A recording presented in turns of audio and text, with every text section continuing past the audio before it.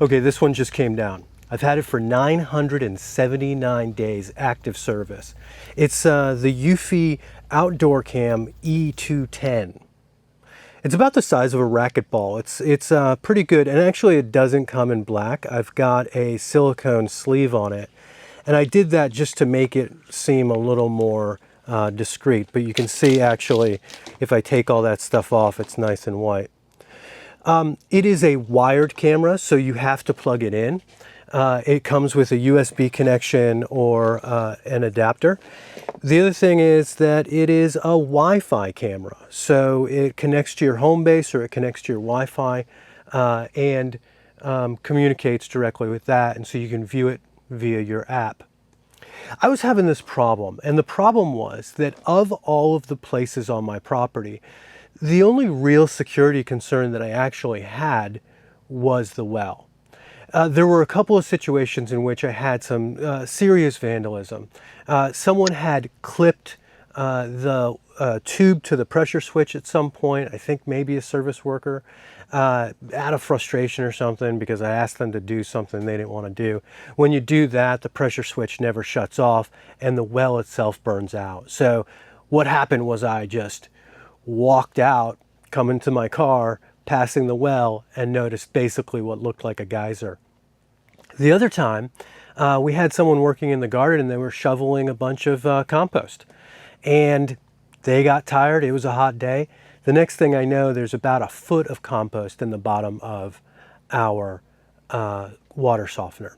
So those are two major problems, because what it amounts to is real monetary damage to the first thing. And the second one got us sick. And so, as I said, the well became a primary security concern. I wasn't worried about intruders, but I was worried about someone tampering or destroying it. And that was based on lived experience. So I tried this one out. After a long period of time, I had moved this thing around. As I said, I've had it for 979 days. It's lived in a number of different places. Finally, I decided what I wanted to do was to use its 24/7 recording capabilities to record what was going on. It is terrible at motion detection. And by terrible, I mean that it is all over the place, constant. Like if I set it up to get push notifications, my phone was flooded 24/7 by leaves and branches. The well itself, I can't tell you how many times this thing decided that the well itself was a human, even though it was sitting in front of it. Never learned that it was an inanimate object that was never going to move. So I couldn't just have it be one of these things that I could set it there and rely on it and know that the motion detection was good and all that stuff. Nope, not this camera. What I could though do is set it, turn it on to 24/7 recording, and then rely on the cameras next to it or around it in the ecosystem to determine whether or not someone was on the property. So I could look at it, say, well, something happened to the well. And then I could scrub back to that time in history and view the recording.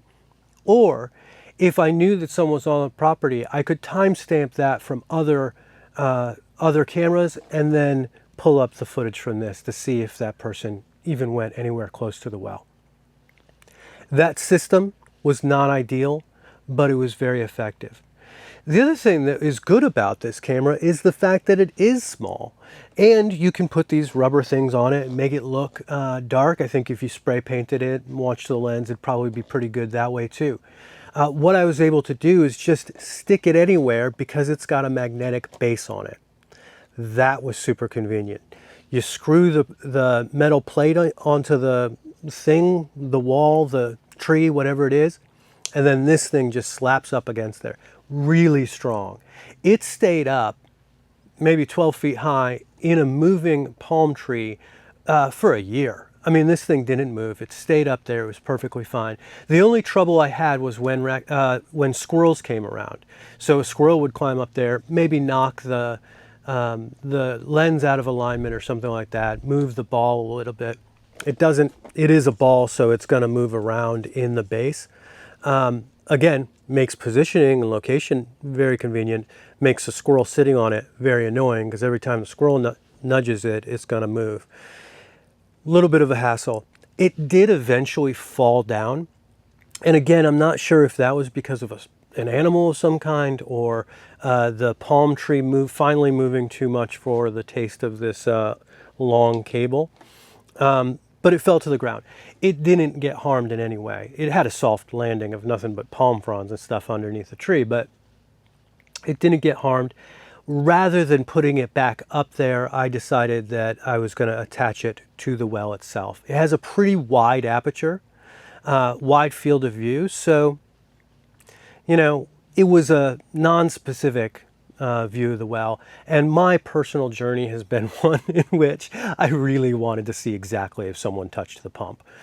So that's what I ended up doing. I actually moved it down onto the well itself. I figured not a lot of tampering is going to go on with the chlorination system or the softener and stuff like that. It's the well that costs some serious, that well pump that costs some serious money. So I'm going to position it so that's what I see. Not a perfect situation again, not the ideal camera for that, but super convenient. Worked really nicely, and the magnetic base actually stuck right to the chlorination tank because it was metal, and so I didn't have to do any construction to stick it up there. I like that. So I think if I think about this camera, I would say really discreet, good on the 24/7 recording. You know, not necessarily the greatest in terms of, you know, definition, those kinds of things. Zoom and all those fluffy things, I'm not looking for it to do. The face recognition, object recognition, motion detection and stuff like that was just out of control and completely useless as a result. Otherwise, I loved it.